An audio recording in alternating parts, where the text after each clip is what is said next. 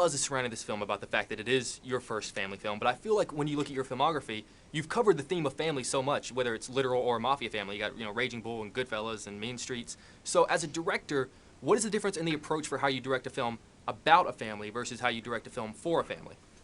Well, I think you're right about the family. So don't forget there's also in there, Kundun deals with family too in a way, and certainly The Age of Innocence. In a number of films. Alice Doesn't Live Here Anymore, which is a picture made with Ellen Burstyn, Chris Christopherson, Diane Ladd. You know, I'm Italian American. The family is what I know. I do know it from a different time, half a century ago. It's different where I wound up. I went somewhere else.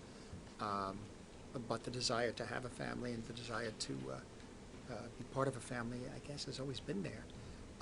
And having a young child at the age, who turned 12 this week, at a later age of my life, she was born when I was at 56 or 57, changes the perception of the way you see life, and also what you perceive as a family, really. And living with her every day and dealing with all these aspects of the infinite. One just one just feeds into the other, and you don't realize it, but this is literally who you are. That's so much. Your life has become so much being with them that by the time I read the book, it just slipped into it was very easily, not easy to make, but easily accepted. That yes, I can make a picture like this because I know at this stage of my life certain things I feel about growing and children and family legacy. And so what I tried to do, in this case, looking for the family, he's looking for a family, but in this case, listening to my daughter and her friends, and remembering stuff from my older daughters, all this sort of thing. I look at it, I said, you know what, why don't we see it? The picture should be, Brian Selznick wrote the book too. He had a very special view, but in my mind it was more like you would see if you went back at the age of 20, 25 or whatever, or 30 or 40, you went back to a place you were living in when you were 5 years old. How you imagined it in your mind, but what it really is like when you're an adult and you see your reality becomes something else. And that's the idea of trying to make it for a family. You follow? Yes, to sir. be in the child's mind, in a way, or how the child's perception of reality slightly exaggerated. One time I gave my middle daughter, one New Year's Eve or something, we were at a dinner party, and I gave her the camera. She was 9 or 8. She was shorter and, small. And there was only a few of us there, and I said, I don't have time to take pictures. Take some pictures of us. And a week later, I got the pictures back, and I said, what are these? Look at them. They're all low angle, shooting up.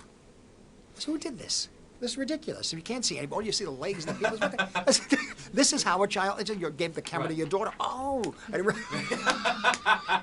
this is how a child sees the adult, exactly. quote unquote. Exactly. Wow. So that was the idea. Right. Not that everything in the film is low angle, but just the perception of this is life. The child doesn't feel itself growing, and yet at a certain point, the chin is above the table. Imagine as you go through that, we forget the anxiety of that. We forget what the world must be like to children.